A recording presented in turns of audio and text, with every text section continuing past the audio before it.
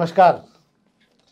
आज फिर हम खबरों के साथ आपके पास हैं और खबरों से ज़्यादा आज राजनीतिक चर्चा भी होगी, क्योंकि आज शहर में बड़ी राजनीतिक सरगर्मी है और कहीं धुआं उठ रहा है और कहीं आग लग रही है। मामला वही है कमलेश कालरा और जीतू यादव की राजनीतिक उठापटक का।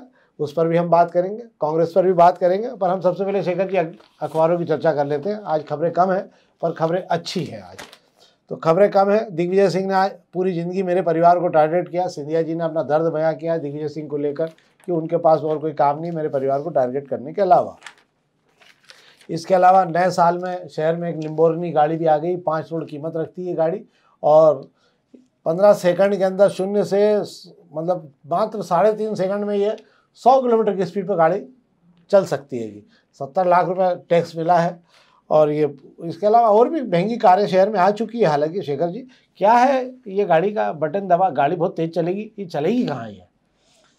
शहर जो है महंगी गाड़ियों का गढ़ बनता जा रहा है इंदौर शहर में। पर बड़ी दिलचस्प बात मुझे लगती है, गाड़ियां तो ये लोग लेके आ रहे हैं पर ये लोग शहर में दिन में नहीं चला सकते हैं और दिन में चलाते दिखते भी नहीं है। रात के वक्त जब शहर की सड़कें खाली हो जाती है तब ये गाड़ियाँ चलाने के काम आती है।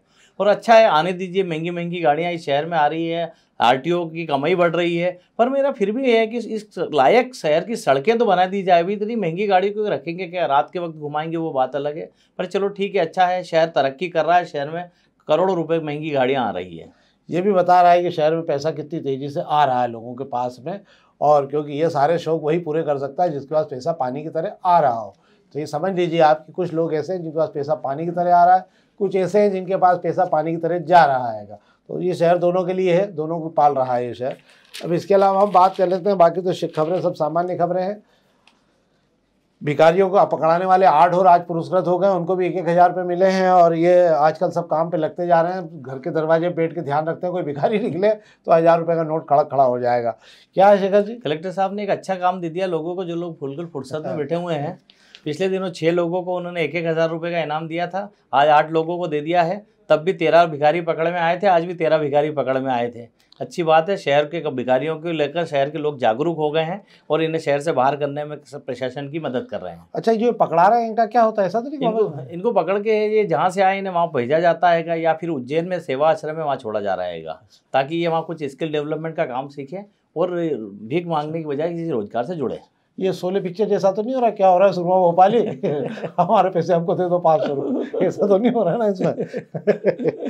पर चलो, आज ये और भी खबरें हैं जिस पर हम बात करना चाहते हैं। आज या कल सूची जारी होगी, उस पर ही बात करते हैं। ब्लॉक अध्यक्ष बदलने को राजनीति में बात कर लेंगे। आज फिर शहर में 10 टंकियाँ जो है खाली रह गई और अभी 3-4 दिन ये क्रम चलता रहेगा। शहर के कई इलाकों में पानी की तकलीफ रहेगी। जहाँ आपके यहाँ है पानी की व्यवस्था, 1-2 दिन की आप रोक के रखें। और हाँ, आज ये भी बंद हो गया है, बाणगंगा का एक और रेलवे क्रॉसिंग जो था, ये शायद गौरी नगर की साइड जाता, तो उसको भी आज से बंद कर दिया। लक्ष्मीबाई नगर रेलवे स्टेशन को लेकर काम शुरू हो गया है। तो हम इस पर राजनीति में चर्चा कर लेंगे, बाकी सब खबरें रेगुलर हैं। हाँ, एक खबर पर हम जरूर चर्चा करना चाहेंगे शेखर जी। ये जो है पर्यटन विभाग ने भी जो है उसका अपना लैंड बैंक बनाना चालू किया है और 120 किलोमीटर के लिए क्रूज चलेगा नर्मदा में, उसको लेकर टेंडर जारी कर दिए गए हैं। इसके अलावा कई बड़े होटल के प्रोजेक्ट आ रहे हैं। क्या है पूरा मामला? बहुत अच्छी बात है, पर्यटन विभाग को काम करना ही चाहिए। मध्य प्रदेश के को पर्यटन के रूप में विकसित करने के लिए पहल हो रही है, अच्छी बात है। ज़मीनें इनके पास कम है और ज़मीनें सरकार से ले रहे हैं। और क्रूज़ चलाने की जो बात कर रहे हैं, क्रूज़ चलाने की मुझे ऐसा लगता है कुछ समय पहले भी बात हुई थी शहर कुछ जगहों पर, बात कर रहे हैं इंदौर ज़िले के आसपास, पर फिर वही बात आ गई थी कि स्पोर्ट्स एक्टिविटी को नहीं कर सकते, क्रूज़ चलेगा तो नीचे जो पशु पक्षी हैं, मछलियाँ हैं, उनको नुकसान होगा। पर अच्छा है, नदी वगैरह में चलाना चाहिए, तभी पर्यटन आएंगे और आपके यहाँ पर बाहर से आने वाले लोग बढ़ने से आपका रेवेन्यू जनरेट होगा। मुझे लगता है ये गुजरात जाने वाला जो ट्रैक है उसी पे ही नर्मदा में 120 किलोमीटर के उस पर ही चल सकती है नर्मदा, क्योंकि बाकी जगह तो मार उतार चढ़ाव बहुत ज़्यादा है, इसलिए मुझे लगता नहीं कि वहाँ चल पाएगी। उसी जगह का स्थान का चयन किया होगा उन्होंने। पर अच्छा है, लोगों को क्रूज़ की सवारी करने को मिलेगी, एक बड़ी बात होती है ये। अब हम प्रभात किरण की खबरों की चर्चा ही बात कर लेते हैं। प्रभात किरण की खबरों की चर्चा में जो महत्वपूर्ण खबरें, एक तो आज नट सम्राट को याद किया है, नट सम्राट मतलब बनर्जी साहब को, और सौरांगी साने ने लिखा, और वाकई ये आदमी याद करने योग्य था जिसने अपने रंगमंच के लिए सब चीज़ों को ठोकर मारा था। और एक और ये मामला भी प्रभात किरण में है कि कलेक्टर आपके प्रतिभा पाल जी को, जो रीवा कलेक्टर है ना इस समय, उनको जो है हाई कोर्ट ने बुला के थोड़ा सा समझाया है कि भाई दायरे में रहें, जो काम आपने करने हैं वो करें नहीं, क्योंकि उन्होंने शायद हाईकोर्ट के आदेश के बाद भी काम नहीं किया था। उसको लेकर उच्च न्यायालय के न्यायाधीश ने नाराजगी व्यक्त की थी। 10,000 रुपये का इसमें जो है उन पर जुर्माना भी लगाया गया है। क्या है ये खबर इंदौर से इसलिए ताल्लुक रखती है कि प्रतिभा पाल इंदौर नगर निगम कमिश्नर रही है, और उनके नगर निगम कमिश्नर रहते हुए इंदौर में उन्होंने जो काम किया, जिस तेज तर्राट अंदाज में नजर आती थी, इस वजह से रीवा में उनके ऊपर उनके काम पर उंगली उठी है और कोर्ट ने टिप्पणी की है और कोर्ट ने जुर्माना लगाया है। इसलिए यहाँ के लोगों को बताने के लिए खबर यहाँ लिखी गई है। पर एक और चीज़ है, हालांकि हमें प्रतिभा पाल के इंदौर के कार्यकाल को हमेशा याद रखते हैं। हम इसलिए भी याद रखते हैं कि शहर की 2 मंडियाँ, कौन सी, मालवा मिल की और पाटनीपुरे की सब्जी मंडी, जिसको 4 कमिश्नर नहीं हटा पाए, उन्होंने 48 घंटे मेहनत करके इन दोनों मंडियों को हटा दिया और आज तक के अलग हटी हुई हैं। ये उपलब्धि उनके नाम पर है शहर में, तो उनकी इंदौर में उपलब्धियां रही है, ये एक अच्छा है, पर अब उनकी अपनी प्रक्रिया है। हम आज इस पर बात कर लें तो शेखर जी, आपकी लिखी हुई खबर है यार, सभी 60 नाम एक साथ ही आएंगे और शहर भाजपा कप्तान के लिए 2 नाम तय हो गएंगे। क्या है ये राजनीति? बिल्कुल आप सही कह रहे हैं। भारतीय जनता पार्टी में भाजपा नगर अध्यक्ष और जिला अध्यक्ष को लेकर जो लड़ाई चली थी, रायशुमारी हुई थी, और जिस तरीके से लग रहा था कि ये मामला होल्ड हो जाएगा, अभी जब तक नया प्रदेश अध्यक्ष नहीं आता तब तक फैसला नहीं हो पाएगा, बात दिल्ली तक पहुंची। और दिल्ली में एक ऐसी रणनीति बनाई गई है कि मध्य प्रदेश चूँकि हर काम में आगे रहता है, सदस्यता अभियान में नंबर 1 रहा, संगठन के काम नंबर 1 करता है, इसलिए पूरे प्रदेश के सारे 60 ही जिला अध्यक्ष एक साथ घोषित कर दिया जाए। इसको लेकर जहाँ जहाँ पेश था, भाजपा नेताओं में टकरार था, कांग्रेस से जो भाजपा में आए उन नेताओं का जो दखल हो रहा था, उस सबको ऊपर बैठे केंद्रीय चुनाव समिति, केंद्रीय नेताओं ने उसको सॉल्व कर दिया है। इसमें इंदौर का मामला भी सुलझ गया है। टीनू जैन और बबलू शर्मा के बीच में आखिरी लड़ाई बची है। अब चूंकि मंत्री कैलाश विजयवर्गीय की तरफ से टीनू जैन का नाम रखा गया है, पर उनके पास में जिले में चिंटू वर्मा भी हैं, पर कैलाश जी की पसंद कहा जा रहा है कि उन्होंने टीनू जैन को बताया है उनको नगर चाहिए, तो टीनू जैन की बनने की संभावना नजर आ रही है। और मुझे लगता है कि आज या कल में ये सूची जारी हो जाएगी और टीनू के हवाले ये नगर होने जा रहा है। हमने शायद इसकी पिछली बार भी इस मामले में चर्चा की थी कि जिस तरीके से टीनू जैन का नाम निकाल के लाया जा रहा है, 1 नंबर 2 नंबर 3 नंबर से जो नाम दिया था, हमें ऐसा लगता है शायद कि टीनू जैन की संभावनाएं थी। पहले दिन से ही राजनीति में रणनीति बन जाती है कि उसी के आधार पर चुनाव में ये हुआ है। अब हम पत्रिका की बात भी कर लेते हैं। पत्रिका खबरों में आज एक ही खबर है, और ये है पत्रिका खबरों में जिसपे बाकी सब खबरें सामान्य, टंकियाँ खाली रह गई हैं, उसको लेकर अध्यक्ष को लेकर हमने बात कर ही ली है। कुमेड़ी का जो है फरवरी में शुरू होगा ISBT का स्टैंड, और ये जरूर खबर है कि फसल बीमा योजना में किसानों के साथ बड़ा अन्याय होता है, और 62,170 किसान जो थे जिन्होंने फसल बीमा कराया था, उनमें से दावे होने के बाद भी मात्र 9,848 लोगों को ही केवल ये जो है मिला है क्लेम। बाकी सब जो है खाली हाथ रह गए, दावा करते रह गए, इनको नहीं मिला। क्या है यार किसानों के साथ में बड़ी दिक्कत है। किसानों को समय पर जो चीज़ मिलनी चाहिए वो मिलती नहीं है। किसानों को यूरिया खाद के लिए परेशान होना पड़ता है, बीज के लिए परेशान होना पड़ता है। किसान मेहनत करके जो अपनी फसल उगाते हैं, उस फसल पर मौसम की जो मार पड़ती है, उस मार का कोई अंदाजा कोई नहीं लगा पाता। इस चक्कर में वे फसल बीमा कराते हैं, सरकार के भरोसे रहते हैं कि फसल बीमा कराएंगे तो सुरक्षित रहेंगे। खरीफ की फसल में भी यही हुआ, फसल चलती रही, पर फसल जब खड़ी थी अचानक पानी गिर गया, कभी पानी कम गिरा, जब पानी की ज़रूरत नहीं थी, जब पानी ज़्यादा गिर गया। इससे ऐसा होता है कि पूरा हल्का ख़राब नहीं हो जाता है। तो अब जो सर्वे वाली टीम सिर्फ हल्के में अगर सारे खराब हुए हैं, पटवारी हल्के में, तो मुआवजा देती है, और आपकी कुछ फसलें खराब हुई है मुआवजा नहीं देती है। ऐसे में वो किसान कहाँ जाए? हाँ, मतलब ऐसा एक हल्के के मामले में दूसरे हल्के में ले लेते हैं कि किसानों की मांग को। इस पे एक और शिकायत है, एक किसान के पास वो सक्षम था और उसके बाद में अगर बीज पहले मिल गया तो वो पहले बोले था। दूसरा किसान जो उसके 15 दिन बाद जब व्यवस्था होती, क्योंकि हमेशा बारिश का एक गणित रहता है मानसून का ना, उसमें बो पाता। किस्मत खराब होती है कि पहला किसान जो है फसल काट के खड़ा हुआ और उसकी बाहर हुई और दूसरे में पानी गिर गया। ये क्लेम होता नहीं कि बाकी लोग फसल काट चुके थे वहाँ पर। किसानों के साथ भी अपनी दिक्कतें हैं। आज इसको लेकर एक बड़ा किसानों का मोर्चा भी है, और किसानों ने जो है उसको लेकर बात की है कि नील गायों की भरमार हो गई है आसपास के जो ग्रामीण इलाकों में, और नील गायें जो है फसलें चर रही है, और बोल बोल के थक गए। वन विभाग उन्हें पकड़ता नहीं, क्योंकि नील गायों को लेकर कुछ शिकार किया नहीं जा सकता, और नील गायें जो है बड़ी मुसीबत बनती जा रही हैं आसपास के क्षेत्रों में। अब हम दोपहर की बात कर लेते हैं। दोपहर की पहली पेज की खबरों की बात करता हूँ। मध्य प्रदेश की मोहन सरकार को एक झटका लगा है कि केंद्र सरकार ने मध्य प्रदेश की सरकार उसको कर्ज उठाने पर रोक लगा दी है।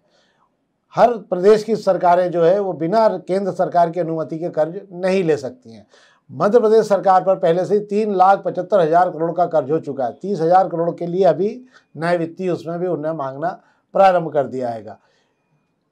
रिजर्व बैंक तभी लोन की प्रक्रिया शुरू करता है जब केंद्र सरकार आपकी गारंटी और उसके लिए लेटर देती है, और उस लेटर को कहा जाता है, अनुमति केंद्र सरकार नहीं पाएगी उसमें, दरअसल केंद्र सरकार जो है वो अनुमति देती है और उनको कहा जाता है विलिंगनेस लेटर, तभी जो है राज्य सरकारों को लोन मिलता है। पर अगर राज्य सरकार को 2 महीने भी अगर गाड़ी रुक गई, हर महीने 5,000 करोड़ का कर्ज उठाना पड़ता है। इसी से ही जो है मध्य प्रदेश सरकार चल रही है। अगर 2 महीने भी ये लोन कर्ज उठाने के आवेदन की प्रक्रिया झूल गई तो मध्य प्रदेश सरकार का पूरा गणित बिखर जाएगा। दूसरी खबर ये है कि सांवरिया सेठ के यहाँ 200 करोड़ रुपए से ज़्यादा का जो है वो इस बार चढ़ावा आया है। सोना चांदी, अभी हाल मात्र दिसंबर के महीने में ही 35 करोड़ नगद आया, 2 किलो सोना आया और 188 किलो चांदी चढ़ गई हैगी। ये है दूसरी खबर। तीसरी खबर ये, और जो सबके लिए है, कि 2 पहिया वाहनों की बिक्री 54% तक टूट गई। इसका मतलब क्या हुआ, जो 15 से 20 हज़ार रुपये महीना कमाने वाले लोग थे उनकी नौकरियां नहीं लग रही हैं और न ही उनको आगे के लिए अवसर मिल रहे हैं। तो ग्रामीण क्षेत्रों में जो गाड़ियां खरीदी जाती थी उसके ग्राहक आना बंद हो गए। वहीं 1-1 लाख 1.5 लाख रुपए की छूट देने वाली कारों को भी खरीदने वाले दिसंबर में नहीं आए। 3 लाख से ज़्यादा कारें कंपनियों में शोरूम पर खड़ी हुई हैं, जिनको अब अगले साल से कम कीमत पर या बड़ी छूट देने के साथ में बेचने की तैयारी की जाएगी। रुपया पूरी तरह से कंगाल हो चुका है, 86 रुपये के पास पहुंच गया है। और एक और बड़ी खबर यह है कि लाडली बहना के मामले में 1,63,000 बहनाओं को बाहर किया जा रहा है। कारण कुछ भी हो सकता है, बताया जा रहा है कि उनमें बहुत सारी खामियां थी, पर 2 साल तक तो वो पैसा ले ही चुकी हैं। ये तो थी हमारी पहले पेज की खबरें। जानवरों के जो है ये फसलें चट कर रहे हैं जंगली जानवर, ये है खबरें। इसके अलावा सब बाकी सामान्य खबरें हैं। तो ये तो थी हमारी अखबारी खबरें। अब हम बात कर लेते हैं राजनीति की। तो शेखर जी, हम पहले बात करते हैं, आज फिर हम कमलेश कालरा और जीतू यादव वाले मामले में। ये मामला मुझे लगता नहीं कि अब ठंडा पड़ेगा, अब ये मामला ज़्यादा बढ़ता जा रहा है। आज कोई प्रदर्शन भी किया है शायद। कमलेश कालरा और जीतू यादव के बीच में जो चल रहा है वो मामला हाई प्रोफाइल हो गया है कि अब इसकी गूंज जो है इंदौर से निकल कर दिल्ली भोपाल तक पहुंच गई है। आज जो पिछले दिनों हमने देखा था कि कमलेश कालरा के समर्थन में सिंधी समाज आया था और समाज के लोगों ने मिलकर पुलिस कमिश्नर को ज्ञापन देकर कार्रवाई की मांग की थी।